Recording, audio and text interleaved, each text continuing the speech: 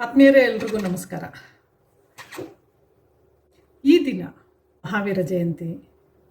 ಮಹಾವೀರರ ಸಂದೇಶ, ತತ್ವಗಳು ನಮ್ಮೆಲ್ಲರ ಮನಕ್ಕೆ ಇಳೀಲಿ ಅಂತೇಳಿ ಆಶಿಸ್ತಾ ಅರ್ಥಪೂರ್ಣವಾಗಿ ಅವರ ಮಹಾವೀರರ ಜಯಂತಿಯನ್ನು ಆಚರಿಸೋಣ ಅಂತೇಳಿ ತಮ್ಮಲ್ಲಿ ಕೇಳ್ಕೊತೀನಿ. ಈ ದಿನ ಮತ್ತೊಂದು ಕನ್ನಡ ಸಾಹಿತ್ಯದ ಕಾರ್ಯಕ್ರಮಕ್ಕೆ ತಮಗೆ ಆತ್ಮೀಯವಾದ ಸ್ವಾಗತ. ಅನುಪಮಾ ನಿರಂಜನ್ ಅವರು ಕನ್ನಡ ಸಾಹಿತ್ಯದಲ್ಲಿ ಅತ್ಯಂತ ಶ್ರೇಷ್ಠ ಲೇಖಕಿಯಾಗಿ ಗುರುತಿಸಿಕೊಂಡಂಥವರು.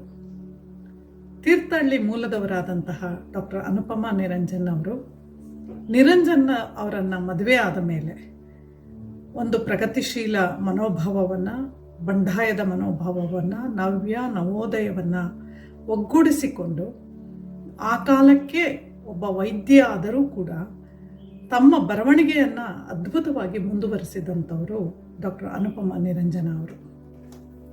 ಬಹಳ ಮುಖ್ಯವಾಗಿ ಗಮನಿಸಬೇಕಾಗಿರುವಂತಹ ಅವರ ಅನೇಕ ಕಾದಂಬರಿಗಳು ಆ ಕಾಲಕ್ಕೆ ಅನೇಕ ಬೆಳಕನ್ನು ನೀಡಿದಂತಹ ಕಾದಂಬರಿಗಳಾಗಿ ಕಾಣಿಸ್ಕೋತವೆ. 1934ರಲ್ಲಿ ಜನಿಸಿದಂತಹ ಅನುಪಮಾ ನಿರಂಜನ್ ಅವರು 91ರಲ್ಲಿ ನಮ್ಮಿಂದ ದೂರ ಆಗ್ತಾರೆ. ಕ್ಯಾನ್ಸರ್ ಆಗಿದ್ದರೂ ಕೂಡ ಅದನ್ನು ಧೈರ್ಯದಿಂದ ಎದುರಿಸಿದಂತಹ ಒಬ್ಬ ಬರಹಗಾರ್ತಿ, ದಿಟ್ಟ ಬರಹಗಾರ್ತಿಯಾಗಿ ನಮಗೆ ಕಾಣಿಸ್ಕೊತಾ ಹೋಗ್ತಾರೆ. ಸುಮಾರು ಅವರು ಸಾಹಿತ್ಯವನ್ನು ಬರಿಬೇಕಾದರೂ ಕೂಡ ಆ ಕಾಲಕ್ಕಾಗಲೇ ತ್ರಿವೇಣಿಯವರು ಒಂದು ಮನೋವೈದ್ಯದ ಹಿನ್ನೆಲೆಯಲ್ಲಿ ಕಥೆಗಳನ್ನು, ಕಾವ್ಯಗಳನ್ನು, ಕೃತಿಗಳನ್ನು ಬರಿತಾ ಇದ್ದಿದ್ದನ್ನು ಡಾಕ್ಟರ್ ಅನುಪಮಾ ನಿರಂಜನ್ ಗಮನಿಸಿದರು. ಆದರೆ ಡಾಕ್ಟರ್ ಅನುಪಮಾ ನಿರಂಜನ್ ಅವರು ವೈದ್ಯ ಸಾಹಿತ್ಯಕ್ಕೆ ಹಿನ್ನೆಲೆಯನ್ನು ಇಟ್ಕೊಂಡು ಅವರ ಎಷ್ಟೇ ಕತೆ ಓದ್ರಿ, ಕಾದಂಬರಿ ಓದ್ರಿ, ಅದರಲ್ಲಿ ಆ ಕಾಲಕ್ಕೆ ಮಹಿಳೆಯರಿಗೆ ಸುಲಭದಲ್ಲಿ ವೈದ್ಯವನ್ನು, ಸ್ಟೆಥೋಸ್ಕೋಪು, ಹಾಸ್ಪಿಟಲ್ಲು ಮತ್ತು ರೋಗಗಳು, ಅದಕ್ಕೆ ಟ್ರೀಟ್ಮೆಂಟು, ಇವೆಲ್ಲವನ್ನು ತಮ್ಮ ಕಥೆಗಳಲ್ಲಿ ತಂದಿರುವಂಥದ್ದು, ಕಾದಂಬರಿಗಳಲ್ಲಿ ತಂದಿರುವಂಥದ್ದನ್ನು ಅವ್ರು ಮಾಡಿದ್ದಾರೆ. ಸುಮಾರು 19 ಕಾದಂಬರಿಗಳನ್ನು ಅವರು ಬರೆದಿದ್ದಾರೆ. ಅನಂತಗೀತ, ಶ್ವೇತಾಂಬರಿ, ಆಳ, ದಿಟ್ಟೆ, ಈ ಥರ ಬೇಕಾದಷ್ಟು. ಅದಲ್ಲದೆ 20 ಅದರಲ್ಲಿ ಕೆಲವಂತೂ ಋಣಮುಕ್ತಳು ಚಲನಚಿತ್ರವಾಗಿದೆ ಅನ್ನುವಂಥದ್ದನ್ನು ಗಮನಿಸ್ಬೋದು. ಅಂದರೆ ಕಥಾ ಸಂಕಲನಗಳು ಕೂಡ 9 ಕಥಾ ಸಂಕಲನಗಳನ್ನು ಅವರು ಬರೆದಿದ್ದಾರೆ. ಶಿಶು ಸಾಹಿತ್ಯವನ್ನು ಅವರು ಬರೆದಿದ್ದಾರೆ. ಅದರಲ್ಲೂ ದಿನಕ್ಕೊಂದು ಕಥೆ ಅಂತೇಳಿ 12 ಸಂಪುಟಗಳು, ಸುಮಾರು 365 ಕಥೆಗಳನ್ನು ದಿನಕ್ಕೊಂದು ಕಥೆ ಅಂತೇಳಿ ಅವರು ಕೊಟ್ಟಂಥದ್ದು ಕನ್ನಡ ಸಾಹಿತ್ಯಕ್ಕೆ ವಿಶಿಷ್ಟವಾದಂಥದ್ದು. ಅದರಲ್ಲೂ ವೈದ್ಯಕೀಯ ಕೃತಿಗಳು ಒಂದು ದಾಂಪತ್ಯ ದೀಪಿಕೆಗಳೇ ಆಗಿ ಕಾಣಿಸ್ಕೊಂಡವು ಅನ್ನುವಂಥದ್ದು ಗಮನಾರ್ಹ. ಅದರಲ್ಲೂ ಆ ಕಾಲಕ್ಕೆ ದಾಂಪತ್ಯ ದೀಪಿಕೆ ಇರ್ಬೋದು, ವಧುವಿಗೆ ಕಿವಿ ಮಾತು ಇರ್ಬೋದು, ಕೇಳು ಕಿಶೋರಿ ಇರ್ಬೋದು, ತಾಯಿ ಮಗು ಇರ್ಬೋದು, ಆರೋಗ್ಯ ಭಾಗ್ಯಕ್ಕೆ ವ್ಯಾಯಾಮ ಇರ್ಬೋದು, ಇವೆಲ್ಲವೂ ಭಾಳ ಮುಖ್ಯ ಆಗಿದ್ವು. ಯಾಕೆಂತಂದರೆ ಇವತ್ತು ಬಿಡಿ ಕೈಯಲ್ಲಿ ಮೊಬೈಲ್ ಇದೆ, ಗೂಗಲ್ ಇದೆ, ಸರ್ಚ್ ಮಾಡ್ತೀನಿ, ನೋಡ್ತೀನಿ ಅನ್ನುವಂತಹ ಕಾಲಘಟ್ಟ. ಆದರೆ ಆ ಕಾಲಕ್ಕೆ ಅವೆಲ್ಲ ಬಹಳ ಮುಖ್ಯವಾಗಿದ್ವು. ಅವರು ತಮ್ಮ ಆತ್ಮಕಥೆಯನ್ನು ಕೂಡ ಬರ್ಕೊಂಡಿದ್ದಾರೆ. ನಾಟಕ ಇದೆ, ಅನುವಾದ ಇದೆ, ವಿಜ್ಞಾನ, ಪ್ರವಾಸ ಸಾಹಿತ್ಯ, ಹೀಗೆ ಅನೇಕ ಕೃತಿಗಳನ್ನು ಅವರು ತಮ್ಮ ಕಾಲಘಟ್ಟದಲ್ಲಿ ಕೊಟ್ಟಂತಹವರು ಅನುಪಮಾ ನಿರಂಜನ್ ಅವರು. ಅವರದೇ ಒಂದು ಕಥೆಯನ್ನು ನಾನಿವತ್ತು ತಮಗೆಲ್ಲ ಕೇಳಿಸ್ಲಿಕ್ಕೆ ಅಂತ ಕೂತಿದ್ದೇನೆ. ಬಹಳ ಸಿಂಪಲ್ ಆದಂತಹ ಚಂದದ ಕತೆ, ಪುಷ್ಪಕ ಅಂತೇಳಿ. ಪುಷ್ಪಕ ವಿಮಾನದ ಬಗ್ಗೆ ನಮಗೆ ಗೊತ್ತು. ಈ ಕಥೆಯ ನಾಯಕಿ ಕೂಡ ವಿಮಾನದಲ್ಲಿ ಹೋಗಬೇಕು ಅಂತೇಳಿ ಆಸೆ ಇಟ್ಕೊಂಡು ಏನಾಗುತ್ತೆ ಅನ್ನುವಂಥದ್ರ ಸುತ್ತ ಕಟ್ಟಿಕೊಡುವಂತಹ ಕಥೆ ಇದು. ಸೀಮೆ ಎಣ್ಣೆ ಸ್ಟವ್ ಉರಿತಿತ್ತು. ಅದರ ಮೇಲೆ ಕಬ್ಬಿಣದ ಬಾಣಲಿಯಲ್ಲಿ ಕೋಡು ಬಳೆಯನ್ನು ಕರೆಯುತ್ತಿದ್ದಳು ಪಾರ್ವತಮ್ಮ. ಅಡುಗೆ ಮನೆಗೆ ಹೊಂದಿಕೊಂಡಿದ್ದ ಹಜಾರದಲ್ಲಿ ನಾಗಪ್ಪ ರಾಮಾಯಣ ಗ್ರಂಥವನ್ನು ಓದುತ್ತಾ ಕುಳಿತಿದ್ದರು. ಇದ್ದಕ್ಕಿದ್ದ ಹಾಗೆ ಹೊರಗೆ ಏರೋಪ್ಲೇನ್ ಹೋಗುವ ಶಬ್ದ ಕೇಳಿಸಿತು. ಅದನ್ನು ಕೇಳಿದೊಡನೆ ಪಾರ್ವತಮ್ಮನ ಮುಖ ಊರಗಲವಾಯಿತು. ಅವಳು ಮೇಲೆದ್ದು ಹಜಾರ ದಾಟಿ ಬಾಗಿಲಾಚೆಗೆ ನಿಂತು ಬಿಸಿಲಿಗೆ ಕೈ ಅಡ್ಡ ಹಿಡಿದು ಆಕಾಶದಲ್ಲಿ ತೇಲುತ್ತಿದ್ದ ವಿಮಾನವನ್ನು ಕಂಡಳು. ಅವಳ ಬಚ್ಚ ಬಾಯಿಯಲ್ಲಿ ಅಳಿದುಳಿದಿದ್ದ 4 ಹಲ್ಲುಗಳು ಬಿರಿದ ತುಟಿಯಂಚಿನಿಂದ ಇಣುಕಿ ಮುಗಿಲು ನೋಡಿದವು. ತಲೆ ಕೂದಲೆಲ್ಲ ಬೆಳಗಾದರೂ ನಿನ್ನ ಮೆದುಳಿಗೆ ಒಂದಿಷ್ಟು ಬುದ್ಧಿ ಬರಲಿಲ್ಲ ಎಂದರು. ನಾಗಪ್ಪ ಓದುತ್ತಿದ್ದ ಪುಸ್ತಕದಿಂದ ತಲೆಯನ್ನು ಮೇಲೆತ್ತಿ, ಚಕ್ಲಿ ಕೋಡ್ಬಳೆ ಮಾಡೋದಕ್ಕೆ ಬುದ್ಧಿ ಯಾಕೆ ಬೇಕು ಬಿಡಿ, ಅದನ್ನೆಲ್ಲ ನಿಮಗೆ ಕೊಟ್ಬಿಟ್ಟಿದ್ದೀನಲ್ಲ. ಸರ್ವಿಸ್ನಲ್ಲಿರೋವಾಗ ಪೋಸ್ಟ್ ಆಫೀಸ್ನೆಲ್ಲ ನೀವು ಉದ್ಧಾರ ಮಾಡಿದ್ದು ನಂಗೆ ಗೊತ್ತಿಲ್ವೇ ಎಂದು ಪಾರ್ವತಮ್ಮ ಮೊನಚಾಗಿ ನುಡಿದು ಅಡುಗೆ ಮನೆಗೆ ಹೋದಳು. ಪೋಸ್ಟ್ ಆಫೀಸಿನಲ್ಲಿ ಕಾರ್ಕೂನನಾಗಿ ತಾನು ಸಾಧಿಸಿದ್ದು ಏನು ಎಂದು ನಾಗಪ್ಪ ಯೋಚಿಸಿದರು. ಏನೂ ಇಲ್ಲ. ಮಕ್ಕಳಿಬ್ಬರ ವಿದ್ಯಾಭ್ಯಾಸ, ಮದುವೆ, ತಮ್ಮ ಹೊಟ್ಟೆಪಾಡು ಇಷ್ಟೇ. ಸ್ವಂತಕ್ಕಾಗಿ ಒಂದು ಮನೆಯನ್ನು ಕೂಡ ಕೊಂಡ್ಕೊಳ್ಳೋದು ಅವರಿಂದ ಸಾಧ್ಯ ಆಗಿರಲಿಲ್ಲ. 1,000 ಅಡುಗೆ ಮನೆಯ ಈ ಬಂಗಲೆಗೆ ತಿಂಗಳಿಗೆ 35 ರೂಪಾಯಿ ಬಾಡಿಗೆ. ಅಕ್ಕಿ ಬೇಳೆ ಎಲ್ಲ ದುಬಾರಿ. ಪೆನ್ಷನ್ನಲ್ಲೇ ಇಬ್ಬರು ಸಂಸಾರ ಹೇಗೆ ಸಾಗಿಸೋದು ಎಂದುಕೊಳ್ಳುತ್ತಿರುವಾಗ ಈಗ ವೈರಾಗ್ಯ ಬರಲು ಆರಂಭವಾಗಿದೆ. ಅದಕ್ಕಾಗಿ ಸಂಜೆ ಹೊತ್ತು ರಾಮಾಯಣ ಮಹಾಭಾರತಗಳ ಪಾರಾಯಣ ಮಾಡೋದು. ಪಾರಾಯಣ ಮಾಡಿದ್ರೇನು ಬಂತು, ಮನಸ್ಸು ಎಲ್ಲೆಲ್ಲೋ ಸುತ್ತುತ್ತಿರುತ್ತೆ. ಉದಾಹರಣೆಗೆ, ಇವಳು ವಿಮಾನವನ್ನು ನೋಡಲು ಮಗುವಿನ ಹಾಗೆ ಓಡಿ ಬರುವಾಗ ತನಗೆ ಸಿಟ್ಟು ನೆತ್ತಿಗೆ ಇರುತ್ತೆ. ಅವಳನ್ನು ಗೇಲಿ ಮಾಡಿ ನೋಯಿಸುವ ಮನಸ್ಸಾಗತ್ತೆ. ನಾಗಪ್ಪ ಎದುರುಗಿನ ಪುಸ್ತಕದ ಮೇಲೆ ಕಣ್ಣು ಹಾಯಿಸಿದರು. ರಾವಣ ಸಂಹಾರ ಆದ ಮೇಲೆ ಶ್ರೀರಾಮಚಂದ್ರ ವಿಭೀಷಣಗೆ ಪಟ್ಟ ಕಟ್ಟಿದ.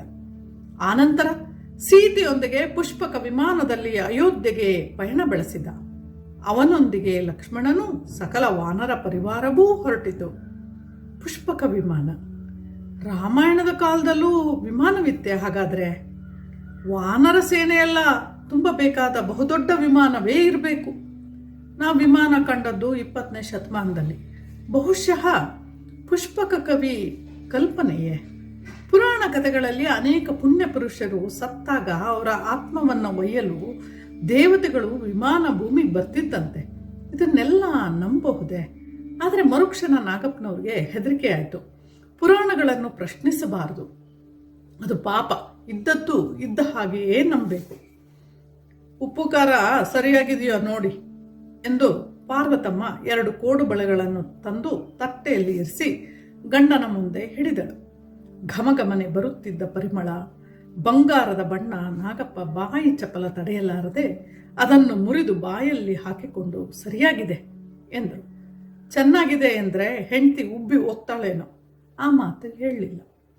ಡಾಕ್ಟರ್ ದಮಯಂತಿ ತಾಯಿ ಸುನಂದಮ್ಮ ಹೇಳಿದ್ರು, 1 kg ಅಕ್ಕಿದು ಮಾಡಿಕೊಡಿ ಅಂತ. ಅವ್ರ ಮನೆಗೆ ಯಾರೋ ಬರ್ತಾರಂತೆ. ತಿಂಡಿಯನ್ನು ಸವಿಯುತ್ತಿದ್ದ ನಾಗಪ್ಪ ಮಾತಾಡಲಿಲ್ಲ. ಪಾರ್ವತಮ್ಮ ಒಳಗೋದ್ಲು. ಖಾಲಿಯಾಗಿ ಹೊಗೆ ಕಾರುತ್ತಿದ್ದ ಎಣ್ಣೆಯಲ್ಲಿ ಇನ್ನಷ್ಟು ಕೋಡು ಬಳೆಗಳನ್ನು ತೇಲಿಬಿಟ್ಲು.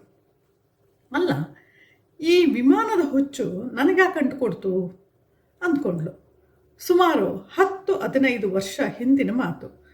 ಅವರ ಸಂಬಂಧಿಕನೊಬ್ಬ ಇಂಗ್ಲೆಂಡಿಗೆ ಓದು ಮುಗಿಸಿ ವಾಪಸ್ ಬಂದಿದ್ದ. ನೆರೆದ ನೆಂಟರಿಷ್ಟರ ಮುಂದೆ ಕುಳಿತು ತನ್ನ ಸಾಹಸಗಳನ್ನು ಅವನು ವರ್ಣಿಸುತ್ತಿರುವಾಗ ವಿಮಾನದ ಪ್ರಯಾಣವನ್ನೂ ಬಣ್ಣಿಸಿದ್ದ. ಸ್ವರ್ಗಕ್ಕೆ ಹೋದ ಅನುಭವ ಆಯಿತು ಎಂದು ನಕ್ಕು ನುಡಿದಿದ್ದ. ಸ್ವರ್ಗಕ್ಕೆ ಹೋದವರು ವಾಪಸ್ ಭೂಲೋಕಕ್ಕೆ ಬರಬಹುದೇ ಎಂದೆನಿಸಿತ್ತು ಪಾರ್ವತಮ್ಮಂಗೆ. ವಿಮಾನದಲ್ಲಿ ಹೋಗೋಕ್ಕೆ ಚಾರ್ಜ್ ಎಷ್ಟಾಗುತ್ತೋ ಎಂದು ಪಾರ್ವತಮ್ಮ ಹೆದರಿ ಪ್ರಶ್ನಿಸಿದ್ಲು. ಸಂಬಂಧಿಕ ಅವಳ ಕಡೆಗೆ ತಿರಸ್ಕಾರದಿಂದ ನಕ್ಕು ಅಂದಿದ್ದ, ನಿಮ್ಮಂಥವ್ರಿಗೆಲ್ಲ ಅದು ರೈಲ್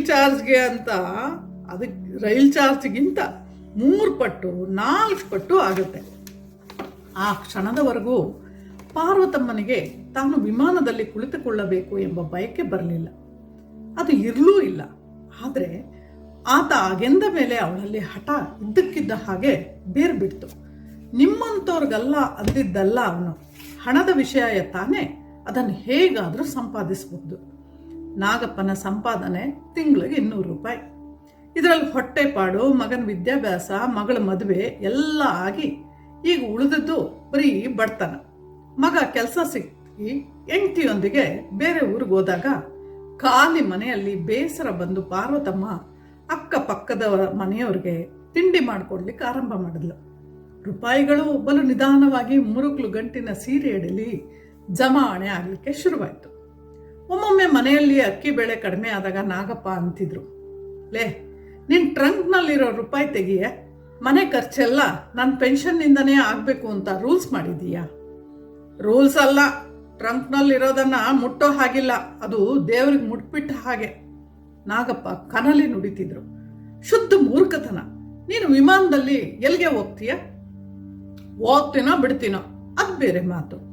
ಆದರೆ ಟ್ರಂಕ್ನಲ್ಲಿರೋದ್ರ ವಿಷಯ ಮಾತ್ರ ಮಾತಾಡಬೇಡಿ. ಅನ್ನ ಕಡಿಮೆ ಆದರೆ ನಾನು ಉಪವಾಸನಾದರೂ ಮಾಡ್ತೀನಿ, ನಿಮಗೆ ಮಾತ್ರ ಏಕಾದಶಿ ಮಾಡಿಸೋದಿಲ್ಲ, ಧೈರ್ಯವಾಗಿರಿ. ಅವಳು ಸ್ಮರಣೆಯಿಂದ ಮುಗುಳ್ನಗುತ್ತಾ ಮಾಡಿದ ತಿಂಡಿಯಲ್ಲಿ ತಮಗಾಗಿ ಸ್ವಲ್ಪ ತೆಗೆದಿರಿಸಿಕೊಂಡು ಉಳಿದದ್ದನ್ನೆಲ್ಲ ಪಾತ್ರೆಯೊಂದರಲ್ಲಿ ತುಂಬಿಟ್ಲು ಪಾರ್ವತಮ್ಮ. ಸುನಂದಮ್ಮನ ಮನೆಗೆ ಯಾರೋ ಬರ್ತಾರಂತೆ, ಅವ್ರ ಮಗಳನ್ನ ಡಾಕ್ಟ್ರನ್ನ ನೋಡ್ಲಿಕ್ಕೆ ಬರಬಹುದೇ? ದಮಯಂತಿ ಬಲು ಒಳ್ಳೆ ಹುಡುಗಿ, ಡಾಕ್ಟ್ರಾಗಿ 4 ವರ್ಷ ಆಯಿತು. ಈಗ ಮತ್ತೇನೋ ಓದ್ಲಿಕ್ಕೆ ಹೋಗ್ತಿದ್ದಾಳೆ. ಅವಳನ್ನು ಮದುವೆ ಆಗುವ ಹುಡುಗ ಪುಣ್ಯ ಮಾಡಿರಬೇಕು. ದಮಯಂತಿಯ ನಗೆ, ಮೆಲುಮಾತು, ಕಾಲು ಮುಟ್ಟುವ ಉದ್ದನೆಯ ಜಡೆ ತುಂಬ ಉದ್ದವಿದ್ರೂ ಒಳ್ಳೆಯದಲ್ವಂತೆ. ಆಕೆ ಮೇಲೆದ್ದಳು. ಏನೋ ಒದ್ದೆಯಾದ ಹಾಗೆ ಅನಿಸಿತು. ಸೀರೆಗೆ ನೀರು ಅಂಟಿಕೊಂಡಿದೆಯೇನೋ ಎಂದು ಮುಟ್ಟಿ ನೋಡಿಕೊಂಡಳು. ಕೈ ಕೆಂಪಾಯಿತು, ಮನಸ್ಸಿಗೆ ಗಾಬರಿ.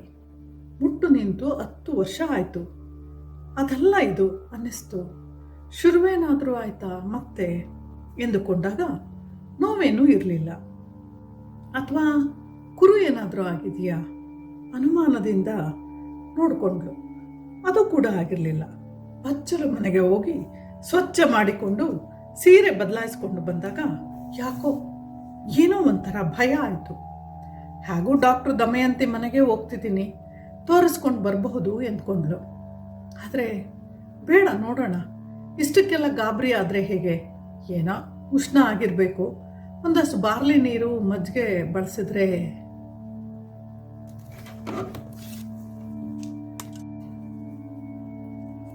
1 ತಿಂಗಳು ಕಳೆದ ಬಳಿಕ ರಕ್ತಸ್ರಾವ ಮತ್ತೆ ಮರುಕಳಿಸಿತು.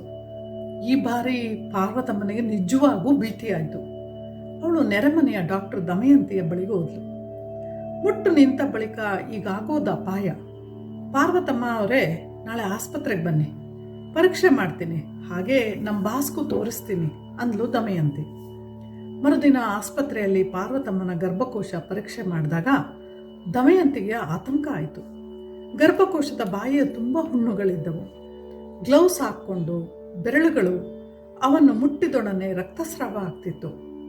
ಅದು ಕ್ಯಾನ್ಸರ್ ಅನ್ನೋದರಲ್ಲಿ ದಮಯಂತಿಗೆ ಸಂಶಯ ಇರಲಿಲ್ಲ. ಆದರೂ ಅವಳು ಬಾಸ್ ಡಾಕ್ಟರ್ ಮಂಜ್ರೇಕರ್ ಅವ್ರಿಗೂ ತೋರಿಸಿದ್ಲು. ತಕ್ಷಣ ಆಪರೇಷನ್ ಮಾಡೋಣ ಅಂದರು ಡಾಕ್ಟರ್ ಮಂಜ್ರೇಕರ್. ಭಯದಿಂದ ಪಾರ್ವತಮ್ಮನ ಜಂಘಾಬಲವೇ ಹುಡುಗಿ ಹೋಯಿತು. ಅಲ್ಲ, ಆಪರೇಷನ್ ಮಾಡಿಸ್ಕೊಳ್ದಿದ್ರೆ ಏನಾಗುತ್ತೆ ಎಂದು ಅವಳು ದಮಯಂತಿಯನ್ನು ಕೇಳಿದ್ಲು. ಕಾಯಿಲೆ ಆಚೀಚೆ ಹರಡುತ್ತೆ, 1-2 ತಿಂಗಳಲ್ಲೇ ಸತ್ತೋಗ್ತೀರ. ಈ ಡಾಕ್ಟರ್ಗಳು ಹೇಗೆ ಈ ರೀತಿ ಕಡ್ಡಿ ತುಂಡು ಮಾಡಿದ ಹಾಗೆ ಮಾತಾಡ್ತಾರೆ ಎಂದು ಪಾರ್ವತಮ್ಮನಿಗೆ ಸಿಟ್ಟು ಬಂತು. ಆದರೆ ಆಕೆಗೆ ಸಾಯೋದು ಬೇಕಾಗಿರಲಿಲ್ಲ. ಇನ್ನು 1000 ಆಸೆಗಳನ್ನು ಕಟ್ಕೊಂಡು ಜಗತ್ತು ಬಿಡೋದಾದರೂ ಹೇಗೆ? ಏನಾದರೂ ಆಗಲಿ, ಆಪರೇಷನ್ ಮಾಡಿಸ್ಕೋತೇನೆ ಎಂದುಕೊಂಡ್ಳು. ಟ್ರಂಕಿಗೆ ಬೀಗ ಹಾಕಿ ಅದರ ಬೀಗದ ಕೈಯನ್ನು ಸುನಂದಮ್ಮನವರ ಹತ್ರ ಕೊಟ್ಲು. ನಮ್ಮರ ಹತ್ರ ಕೊಟ್ಬಿಡಿ, ತೀರ ಆಪತ್ಕಾಲ ಬಂದ ಹೊರತು ಎಂದಳು. ನಾಗಪ್ಪನವರ ತಾರು ಕಂಡ ಕೂಡಲೇ ಮಗ ಕೇಶವ ಧಾವಿಸಿ ಬಂದ. ಮಗಳ ಮಾವನಿಗೆ ತುಂಬ ಕಾಯಿಲೆ ಆಗಿದ್ದರಿಂದ ಅವಳು ಬರೋದು ಸಾಧ್ಯ ಆಗಲಿಲ್ಲ. ಸಿರಿಯೂರಿನ ಆಸ್ಪತ್ರೆಯಲ್ಲಿ ಆಪರೇಷನ್ ಸಿದ್ಧತೆ ನಡೀತು. MS ಪೋಸ್ಟ್ ಗ್ರಾಜ್ಯುಯೇಟ್ ಆಗಿದ್ದ ದಮಯಂತಿ ಬಾಸ್ಗೆ ಸಹಾಯ ಮಾಡಲು ನಿಲುವಂಗಿ ಟೋಪಿ ಧರಿಸಿ ಓಟಿಯಲ್ಲಿ ಪಾರ್ವತಮ್ಮನ ಮುಂದೆ ನಿಂತಳು. ಗುರು ಸಿಕ್ತಾ ಎಂದು ಕೇಳಿದಾಗ ಪಾರ್ವತಮ್ಮ ಕಕ್ಕಬಿಕ್ಕಿ, ನಾನು ದಮಯಂತಿ ಇಲ್ಲೇ ಇರ್ತೀನಿ, ಏನೂ ಹೆದರ್ಕೋಬೇಡಿ ಎಂದು ಅವಳು ಹೇಳುತ್ತಿರುವಾಗಲೇ ಅನಸ್ತಿಸಿಸ್ಟು ಚುಚ್ಚುಮದ್ದನ್ನು ಪಾರ್ವತಮ್ಮನ ನಾಳಕ್ಕೆ ಚುಚ್ಚಿದ್ರು. ಆಕೆಗೆ ಕ್ಷಣ ಮಾತ್ರದಲ್ಲಿ ನಿದ್ದೆ ಬಂತು. ಡಾಕ್ಟರ್ ಮಂಜ್ರೇಕರ್ ಪಾರ್ವತಮ್ಮನ ಹೊಟ್ಟೆ ಕುಯ್ದ್ರು. ಕರುಳುಗಳನ್ನು ಪಕ್ಕಕ್ಕೆ ಸರಿಸಿದಾಗ ದಿಢೀರನೆ ಗೋಚರಿಸಿತು ಗರ್ಭಕೋಶ. ಅದನ್ನು ಕಂಡ ಕೂಡಲೇ ದಮಯಂತಿಗೆ ತುಸು ಗಾಬರಿಯಾಯಿತು. ಸಾಧಾರಣವಾಗಿ ಸ್ವಚ್ಛವಾಗಿ ಇರಬೇಕಾದ ಗರ್ಭಕೋಶದ ಮೇಲೆಲ್ಲ ಸಣ್ಣ ಹುಣ್ಣುಗಳ ಮಾದರಿಯ ಕ್ಯಾನ್ಸರ್ ಹರಡಿತ್ತು. ಮೈ ಗಾಡ್ ಎಂದರು doctor Manjrekar. I don't think we can proceed with the operation. ಮತ್ತೇನು ಮಾಡ್ತೀರಿ ಎಂದು ಕೇಳಿದಳು ದಮಯಂತಿ. ಮುಚ್ಚಿಬಿಡೋದಾ? ಕ್ಯಾನ್ಸರ್ ಹೊಟ್ಟೆಯನ್ನೆಲ್ಲ ಹರಡಿದ ಹಾಗೆ ಕಾಣುತ್ತೆ. ಆಪರೇಷನ್ನಿಂದ ಪ್ರಯೋಜನ ಆಗಲ್ಲ. ಆಕೆನ ಬಾಂಬೆ ಕಳಿಸೋದು ವಾಸಿ. ಅವ್ರು ತುಂಬ ಬಡವರು ಸರ್. ಹೇಗಾದರೂ ಮಾಡೋಣ. ದಮಯಂತಿ ಪಾರ್ವತಮ್ಮನಿಗೆ ಪ್ರಜ್ಞೆ ಬಂತು. ತಾನಿನ್ನೂ ಬದುಕಿದ್ದೀನಿ ಅಂತ ತಿಳುವಳಿಕೆಯಿಂದ ಅವಳ ತುಟಿಗಳಲ್ಲಿ ನಗು ತುಳುಕಿತು. ಆದರೆ ಆಯಾಗಳು, ನರ್ಸ್ಗಳು, ಕಡೆಗೆ ದಮಯಂತಿ ಕೂಡ ತನ್ನ ಬಗ್ಗೆ ಒಂದು ರೀತಿಯ ಕನಿಕರದಿಂದ ವರ್ತಿಸುತ್ತಿರುವುದನ್ನು ಕಂಡಾಗ ಅವಳಿಗೆ ಆತಂಕ. ಈ ಅಮ್ಮ ಎಷ್ಟು ದಿವಸ ಬದುಕಕ್ಕಿಲ್ವಂತೆ, ಅಯ್ಯೋ ಪಾಪ, ಹೋಗ್ಲಿ ಬಿಡು, ಮುತ್ತೈದೆ ಸಾವು ಬತ್ತೈತೆ, ಪುಣ್ಯಾತ್ ಗೀತಿ ಅಂತ ಸುತ್ತಮುತ್ತ ಎಲ್ಲ ಮಾತಾಡ್ಕೋತಾ ಇದ್ರು. ಅದನ್ನು ಕೇಳಿ ಹಾಗಾದರೆ ತಾನು ಸಾಯೋದು ನಿಶ್ಚಿತ ಎಂದು ತೋರಿತು ಪಾರ್ವತಮ್ಮನಿಗೆ. ಅವಳ ಕಣ್ಣುಗಳಲ್ಲಿ ನೀರಾಡಿತು. ಮುತ್ತೈದೆ ಸಾವು ಬರಬೇಕೆಂದು ತನಗೂ ಇಷ್ಟ. ಆದರೆ ಗಂಡ ಇನ್ನೂ ಗಟ್ಟಿಮುಟ್ಟಾಗಿದ್ದಾರೆ. ಅವರ ಮರಣ ನಾಳೆ ಎಂದು ಗೊತ್ತಾದರೆ ತಾನು ಹಿಂದಿನ ದಿನವೇ ಯಮರಾಯನ ಹತ್ತಿರ ಹೋಗ್ಲಿಕ್ಕೆ ಸರಿ. ಆದರೆ ಈಗ ಅಲ್ವೇ ಅಲ್ಲ. ತಾನೇಗೆ ಬದುಕಬೇಕು? ತನ್ನಿಂದ ಯಾರಿಗೂ ಉಪಯೋಗ? ಆದರೆ ತಾನು ಸತ್ರೆ ಗಂಡನ ಗತಿ ಏನು? ಅವ್ರನ್ನ ನೋಡ್ಕೊಳ್ಳೋಕ್ಕಾದರೂ ತಾನು ಬದುಕಿರಬೇಕು. ಅಲ್ಲದೆ ಈ ಬಿಸಿಲು, ಈ ಮೋಡ, ಆಕಾಶದಲ್ಲಿ ಅರಳುವ ನಕ್ಷತ್ರ, ಭೂಮಿಯ ಮೇಲೆ ಚಿಗುರುವ ಹುಲ್ಲು, ಗಿಡಮರಗಳಲ್ಲಿ ಬಿರಿಯುವ ಹೂಗಳು, ಎಲೆಗಳ ಮೇಲೆ ಮಿರುಗುವ ಮಂಜಿನ ವೈಡೂರ್ಯಗಳು, ಇವಲ್ಲವೇ ನಮ್ಮ ಮನೆ ಮುಂದೆ ಸಾಲಾಗಿ ಹೋಗುವ ಕಪ್ಪು ಇರುವೆಗಳ ಸಾಲು, ಬೀದಿಯಲ್ಲಿ ಆಡುವ ಮಕ್ಕಳ ಕೇಕೆ, ಇವನ್ನೆಲ್ಲ ತಾನು ನೋಡಬೇಕು, ಅನುಭವಿಸಬೇಕು.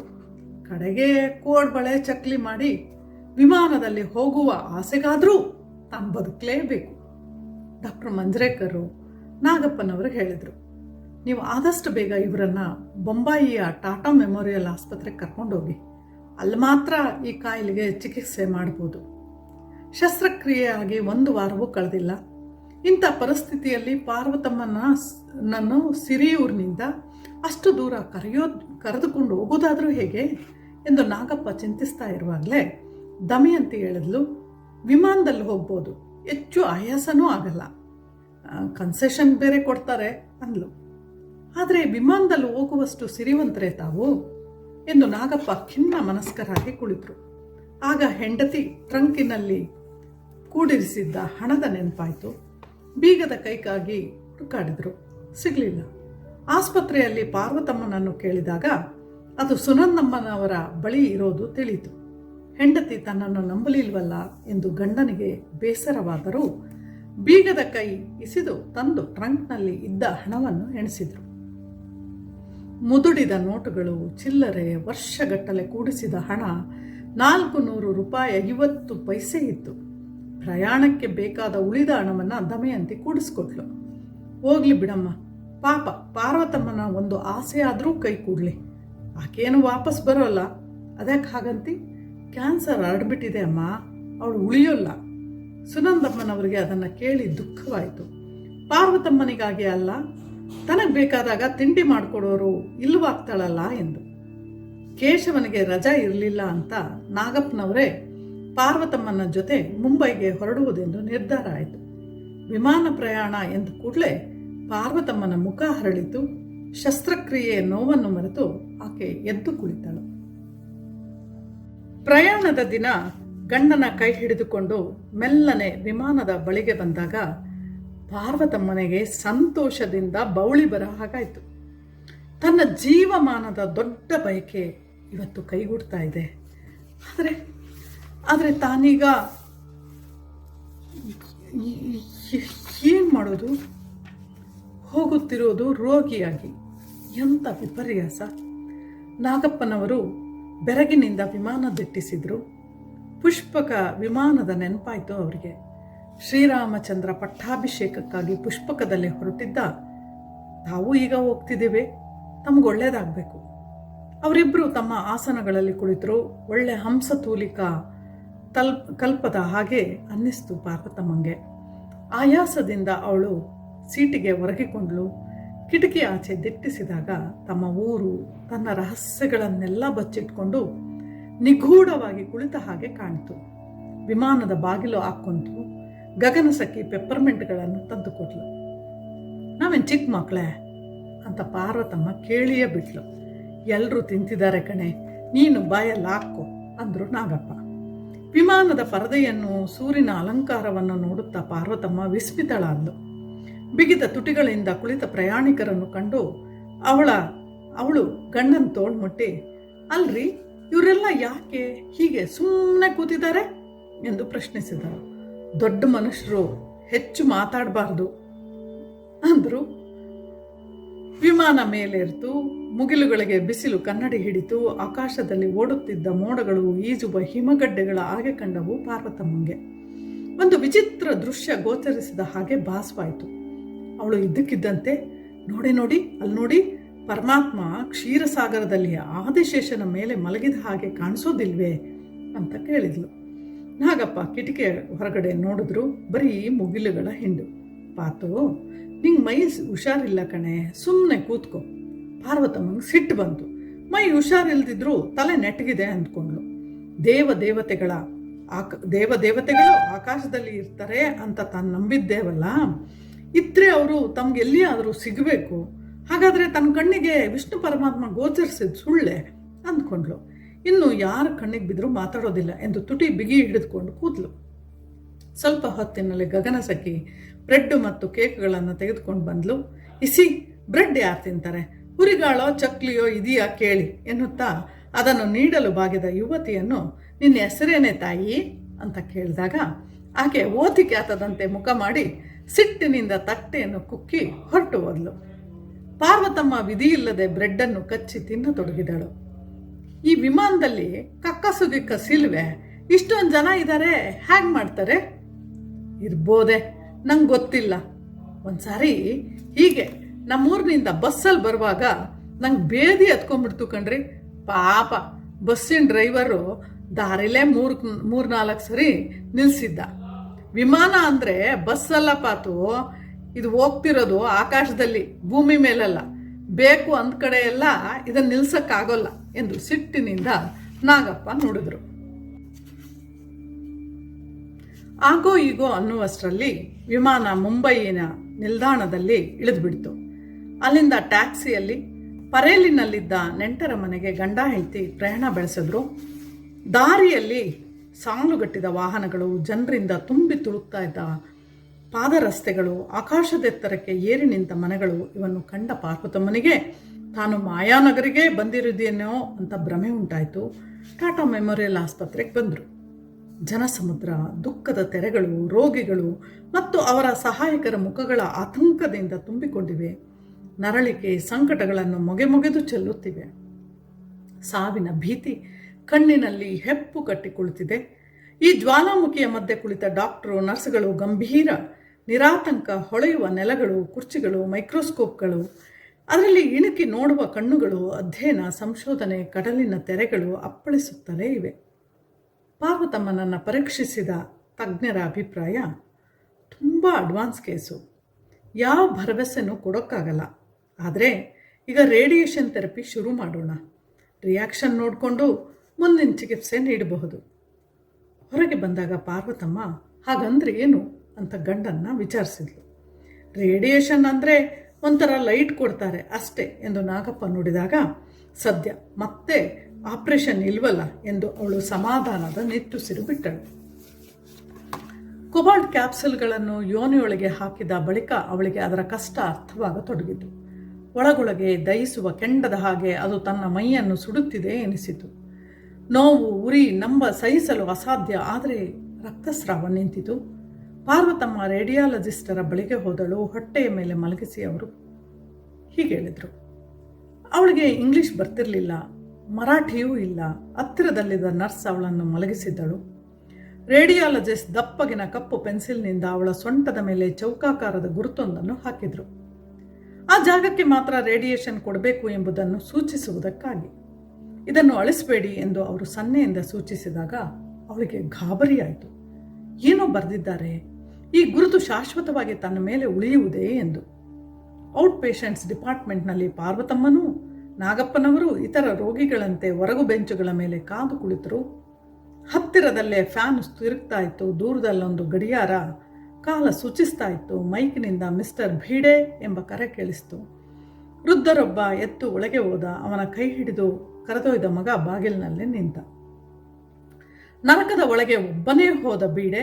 ಹೊರಗಿದ್ದ ಯಂತ್ರದಲ್ಲಿ ರೇಡಿಯೇಷನ್ ಅವಧಿಯನ್ನು ಅಡ್ಜಸ್ಟ್ ಮಾಡಿದ್ರು. ಒಳಗೆ ಏನಾಗುತ್ತಿದೆಯೋ ಎಂದು ಪಾರ್ವತಮ್ಮ ಕಾತರದಿಂದ ಬಾಗಿಲನ್ನೇ ನೋಡುತ್ತಾ ಕುಳಿತಳು. ಹೆದರಿಕೆಯಿಂದ ಅವಳ ಹೃದಯ ಹೊಡೆದುಕೊಳ್ಳುತ್ತಿತ್ತು. ಆ ಶಬ್ದ ಎಲ್ಲರಿಗೂ ಕೇಳಿಸುವುದೇನೋ ಎಂದು ಅವಳು ಅತ್ತಿತ್ತ ನೋಡಿದಳು. ಅವರವರ ಕಷ್ಟ ಅವರವರಿಗೇ. ಪ್ರತಿಯೊಬ್ಬರೂ ತಮ್ಮ ಚರಿತೆಯಲ್ಲಿಯೇ ಮುಳುಗಿದ್ದನ್ನು ನೋಡಿ ಅವರಿಗೆ ಸಮಾಧಾನವಾಯಿತು. ಕ್ಷಣಗಳು ಕಳೆದು ನಿಮಿಷ ಆದವು. ಕಿರ್ರೆಂದು ಯಂತ್ರ ಶಬ್ದ ಮಾಡಿತು. ರೇಡಿಯೇಷನ್ ಕೊಠಡಿಯಿಂದ ಬಾಗಿಲು ತೆಗೆಯಿತು. ಸ್ವಲ್ಪ ಹೊತ್ತಿನ ಬಳಿಕ ವೃದ್ಧನ ಎರಡೂ ಭುಜಗಳನ್ನು ಹಿಡಿದು ನಡೆಸಿಕೊಂಡು ಹೊರಬಂದ ಅವರ ಮಗ ವೃದ್ಧ ಬೆಂಚಿನ ಮೇಲೆ ಕುಳಿತುಕೊಂಡ. ಹಾಗೆ ಮಲಗಿದ. ಪಾರ್ವತಮ್ಮ ಎದ್ದು ಮೈಕಿನ ಮೂಲಕ ಹೆಸರು ಕೇಳಿಸಿದಾಗ ಗಡಗಡನೆ ನಡುಗಿದಳು. ಕಾಲನ ಕರೆ ತನಗೂ ಬಂತು ಅನ್ನಿಸ್ತು. ಬಿಳಿ ಸೀರೆಯನ್ನು ಕಚ್ಚೆ ಹಾಕಿ ಹುಟ್ಟಿದ್ದ ಆಯಾ ಅವಳ ಕೈ ಹಿಡಿದು ಒಳಗೆ ಕರೆದೊಯ್ದಳು. ನರಕದೊಳಗೆ ಕಾದ ಕಬ್ಬಿಣದ ಒಲೆಗಳಿರ್ತವೆ. ಕಡಾಯಿಗಳಲ್ಲಿ ಕುದಿಯುವ ಎಣ್ಣೆ ಇರುತ್ತೆ. ಕೆಂಪೆಗೆ ಕಾಸಿದ ಕಬ್ಬಿಣದ ತುಂಡುಗಳಿರುತ್ತೆ ಎಂದು ಪಾರ್ವತಮ್ಮನ ಹಿರಿಯರು ಅನ್ನುತ್ತಿದ್ದರು. ಆದರೆ ಅವಳು ನರಕವೆಂದು ಭಾವಿಸಿ ಒಳಕ್ಕ ಕೊಠಡಿಯಲ್ಲಿ ಅಂಥದ್ದೇನೂ ಇರಲಿಲ್ಲ. ಆದರೆ ಬಟ್ಟೆ ಉಟ್ಟುಕೊಳ್ಳಲು ಮರೆಯಾಗಿ ಒಂದು ಸ್ಕ್ರೀನ್ ಇತ್ತು. ಗೋಡೆಗೆ ಕಚ್ಚಿಕೊಂಡ ಕೆಂಪು ಬಣ್ಣದ ಕೊಬಾಲ್ಟ್ ಯಂತ್ರ ಮಾತ್ರ ಇದ್ದವು. ಅವಳು ಮೆಟ್ಟಿಲು ಹತ್ತಿ ಬಿಳಿ ಟ್ರಾಲಿಯ ಯಂತ್ರದ ಕೆಳಗೆ ಆಯಾ ನೂಕಿದ್ಲು. ಗುರುತು ಮಾಡಿದ್ದ ಜಾಗದ ಮೇಲೆ ಸರಿಯಾಗಿ ಕೊಬಾಲ್ಟ್ ಕಿರಣಗಳನ್ನು ಹೊಂದಿಸಿ ಸ್ವಿಚ್ ಆನ್ ಮಾಡಿ ಟೆಕ್ನಿಷಿಯನ್ ಹೊರಗೆ ಓಡುತ್ತಾ ಹೋಗಿ ಬಾಗಿಲು ಮುಚ್ಚಿಕೊಂಡರು. ಎಷ್ಟು ಎದುರುತ್ತಾ ಓಡಿದ್ರು ಅನ್ನಿಸ್ತು ಪಾರ್ವತಮ್ಮನಿಗೆ. ಇಲ್ಲಿ ತಾನೊಬ್ಬಳನ್ನೇ ಸಜೀವ ಸುಡಲೆಂದು ಬಿಟ್ಟು ಹೋಗಿರುವರೆ. ಬೆನ್ನಿನ ಮೂಲಕ ಬಿಸಿ ಕಿರಣ ಒಳಗೆ ಇಳಿಯುತ್ತಿರುವ ಅನುಭವ. ಕರುಳುಗಳನ್ನು ಮುಟ್ಟಿ ತೊಳೆಸುವಂತೆ, ಅಂಗಾಂಗಗಳೆಲ್ಲ ಬಿಸಿಯಾಗುತ್ತಿರುವಂತೆ ಅವಳೆಂದುಕೊಂಡಳು. ಸೌದೆಗಳ ಮೇಲೆ ಹೆಣವನ್ನಿಟ್ಟು ಸುಡುವಾಗ ಅದಕ್ಕೆ ಜೀವ ಇರೋದಿಲ್ಲ ಎಂದು ಈ ಹಿಂಸೆ ಗೊತ್ತಾಗೋದಿಲ್ಲ. ತಮ್ಮೂರಿನ ಅಗ್ನಿಚಿತೆಯಲ್ಲಿ ಸ್ವಿಚ್ ಹಾಕಿದ ಒಂದೆರಡು ನಿಮಿಷದಲ್ಲಿ ಹೆಣ ಹುರಿದು ಬೂದಿಯಾಗುವಂತೆ ತಾನು ಅಂಗುಲವಾಗಿ ಸಾಯುತ್ತಿದ್ದೇನೆ ಅನ್ನಿಸ್ತು. ಮನುಷ್ಯ ತನಗೆ ಸಾವು ಬರುತ್ತೆ ಅಂದರೆ ಎಷ್ಟು ವ್ಯಥೆ ಪಡ್ತಾನೆ. ಸಂಕಟ ಪಡೋದಕ್ಕಿಂತ ಒಮ್ಮೆ ಮುಕ್ತಿ ಪಡೆಯೋದು ಒಳ್ಳೇದಲ್ವಾ? ಅವಳು ಹಾಗೆ ಯೋಚಿಸ್ತಾ ಇದ್ದಾಗಲೇ ಬಾಗಿಲು ತೆರೆತು. ಕಚ್ಚೆ ಹಾಕಿದ ಹೆಂಗಸು ಒಳೆ ಬಂದ್ಲು. ಏಳಲು ಹೋದರೆ ತಲೆ ತಿರುಗು ವಾಂತಿ ಬರುವ ಹಾಗಾಗ್ತಿದೆ. ಮೆಲ್ಲನೆದ್ದು ನಡುಗುವ ಕೈಗಳಿಂದ ಸೀರೆ ಉಟ್ಕೊಂಡ್ಲು. ಹೆಂಗಸಿನ ಸಹಾಯದಿಂದ ಹೊರಗೆ ಬಂದ್ಲು. ನಾಗಪ್ಪ ಅವಳನ್ನು ಹಿಡಿದು ಬೆಂಚಿನ ಮೇಲೆ ಕುಳ್ಳರಿಸಿದರು. ಅವಳ ಹೆಗಲ ಮೇಲೆ ಕೈ ಹಾಕಿ ಸಾಂತ್ವನಗೈದರು. ಇವರು ಹೀಗೆ ಮೈಮುಟ್ಟಿದಾಗ ಯೌವನದಲ್ಲಿ ಇಡೀ ದೇಹದಲ್ಲಿ ಮಿಂಚು ಹರಿದ ಅನುಭವ ಆಗ್ತಿತ್ತು. ಈಗ ಏನೂ ಅನಿಸೋದಿಲ್ಲ. ಬರೀ ಕೊರಡು, ಕೊಳ್ಳಿ ಇಕ್ಕಬೇಕಾದ ಕೊರಡು ಅಂದ್ಕೊಂಡ್ಲು ಪಾರ್ವತಮ್ಮ. ದಿನ ಕಳೆದ ಹಾಗೆ ಪಾರ್ವತಮ್ಮನ ತಲೆ ತಿರುಗು ವಾಂತಿ ಜಾಸ್ತಿ ಆಯಿತು. ಎಷ್ಟೋ ವೇಳೆ ಆಸ್ಪತ್ರೆಯಿಂದ ಬರಬೇಕಾದ್ರೆ ಗ್ಲೂಕೋಸ್ ಡ್ರಿಪ್ ಕೊಟ್ಟು ಕಳಿಸ್ತಿದ್ರು. ಮನೆಯಲ್ಲಿ ಜೀವಚ್ಛವದಂತೆ ಬಿದ್ದಿರುತ್ತಿದ್ದ ಪಾರ್ವತಮ್ಮ ಗೋಗರಿತಿದ್ಲು. ನನಗೇನು ಚಿಕಿತ್ಸೆನೂ ಬೇಡ, ಏನೂ ಬೇಡ, ಊರಿಗೆ ಹೋಗೋಣ, ನನ್ನ ಪಾಡಿಗೆ ನನ್ನ ಸಾಯೋಗಿ ಬಿಡಿ. ಹೀಗೂ ಇಷ್ಟು ದೂರ ಬಂದಿದ್ದೀವಿ, ಅರ್ಧದಲ್ಲೇ ಚಿಕಿತ್ಸೆ ಬಿಟ್ಟು ಹೋಗೋಕ್ಕಾಗತ್ತಾ? ದೇವ್ರು ಮಾಡಿಸಿದ ಹಾಗಾಗಲಿ, ಮುಗಿಸೇ ಹೋಗೋಣ ಅಂತೂ ಪಾರ್ವತಮ್ಮನ ಕಣ್ಣ ಮುಂದಿತ್ತು ಅಳುವಿನ ತೆರೆ. ಆ ಪರದೆಯಾಚೆಗೆ ಬೆಳ್ಳಿ ಬೆಳಕು ಕಾಣುತ್ತಾ ಇತ್ತು. ಉತ್ಸಾಹ, ಯೌವನ, ನಗುತ್ತಿರುವ ಪ್ರಕೃತಿ, ಪ್ರೀತಿಸುವ ಜನರ ಮುಖಗಳ ಮುಸುಕು ಮೊದಲು, ಆನಂತರ ಹತ್ತಿರ ನಿಚ್ಚಳವಾಗಿ ಕಾಣಿಸ್ಲಿಕ್ಕೆ ಶುರುವಾಯಿತು. ಅವಳು ಅಂದ್ಕೊಂಡ್ಲು, ಹಾಗೇನು ಮುಗ್ಗರಿಸಿ ಬಿದ್ದೆ, ಆದರೆ ಸೋತನೆಂದು ಒಪ್ಪಿಕೊಳ್ಳುವುದು ಹೇಗೆ? ತಾನೀಗ ಧೈರ್ಯದಿಂದ ಎದ್ದು ನಿಲ್ಲಬೇಕು. ಯಾವುದಾದರೂ ಕೈ ತನ್ನನ್ನು ಹಿಡಿದು ಮೇಲೆತ್ತುತ್ತದೆ.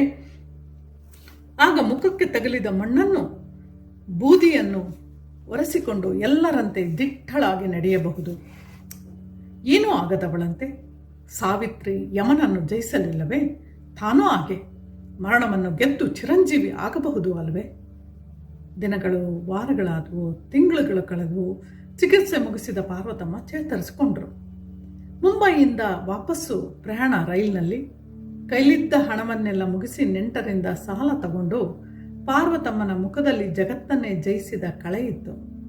ಮನೆ ಸೇರಿದಾಗ ಪಾರ್ವತಮ್ಮನನ್ನು ಕಂಡು ಡಾಕ್ಟರ್ ದಮಯಂತಿ ವಿಸ್ಮಯ ಸಂತೋಷಗಳಿಂದ ಕೇಳಿದ್ಲು, ಓಹ್, ನೀವು ಇಷ್ಟರ ಮಟ್ಟಿಗೆ ಹುಷಾರಾಗಿ ಬರ್ತೀರಿ ಅಂತ ನಾನು ನೆನೆಸೇ ಇರಲಿಲ್ಲ. ಪಾರ್ವತಮ್ಮ ಬಚ್ಚು ಬಾಯಿ ತೆರೆದು ನಗುತ್ತಾ ಅಂದ್ಲು, ರಾಮಾಯಣದ ಸೀತಾದೇವಿ ಅಗ್ನಿ ಪರೀಕ್ಷೆ ಮುಗಿಸ್ಕೊಂಡು ಪುಷ್ಪಕ ಏರಿದ್ಲು, ನಾನು ಪುಷ್ಪಕದಲ್ಲಿ ಹೋಗಿ ಅಗ್ನಿ ಪರೀಕ್ಷೆ ಮುಗಿಸ್ಕೊಂಡು ಬಂದೆ ಅಂತ.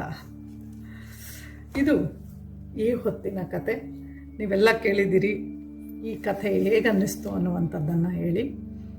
ಯಾರೆಲ್ಲ ಯೂಟ್ಯೂಬಿಗೆ ಸಬ್ಸ್ಕ್ರೈಬ್ ಆಗಿಲ್ಲ, ಸಬ್ಸ್ಕ್ರೈಬ್ ಆಗೋದ್ರ ಮೂಲಕ ನಮ್ಮ ಈ ಸಾಹಿತ್ಯದ ಪಯಣಕ್ಕೆ ಜೊತೆಯಾಗಿ. ನಾನಿಷ್ಟೇ ಕೇಳ್ಕೊಳ್ಳೋದು, ಕರೋನಾ ಸಂದರ್ಭದಲ್ಲಿ 2ನೇ ಅಲೆ ಬಹಳಷ್ಟು ಘಾತಿಯನ್ನು ಎಲ್ರಿಗೂ ಮಾಡ್ತಾ ಇದೆ ಅನ್ನುವಂಥದ್ದನ್ನು ನಾವು ಕೇಳ್ತಿದ್ದೀವಿ. ಮಾಸ್ಕ್ ಧರಿಸಿ, ಅಂತರ ಕಾಯ್ದುಕೊಳ್ಳಿ. ಸರ್ಕಾರ ಆಗಾಗ್ಗೆ ಯಾವೆಲ್ಲ ಎಚ್ಚರಿಕೆಗಳನ್ನು ಕೊಡುತ್ತಿದೆಯೋ ಅದೆಲ್ಲವನ್ನು ದಯವಿಟ್ಟು ಪಾಲಿಸಿ. ನೀವು ಬದುಕನ್ನು ನಾವು ಬದುಕಿ, ಜಗತ್ತಿನ ಮಹಾ ಸಂದೇಶವನ್ನು ಮಹಾವೀರರು ಕೊಟ್ಟಿದ್ದಾರೆ. ನೀವೂ ಬದುಕಿ, ಇತರರನ್ನೂ ಬದುಕಲು ಬಿಡಿ ಅನ್ನುವಂಥದ್ದು. ಆ ಸಂದೇಶವನ್ನು ಮತ್ತೆ ಮತ್ತೆ ಮನನ ಮಾಡಿಕೊಳ್ಳೋಣ ಅಂತ ಕೇಳ್ತಾ ನನ್ನ ಇವತ್ತು ಮಾತನ್ನು ಮುಗಿಸ್ತಿದ್ದೇನೆ. ಮುಂದಿನ ವಾರ ಮತ್ತೊಂದು ಕಥೆಯೊಂದಿಗೆ, ಕವಿತೆಯೊಂದಿಗೆ ನಿಮ್ಮ ಮುಂದೆ ಇರ್ತೇನೆ. ನಮಸ್ಕಾರ.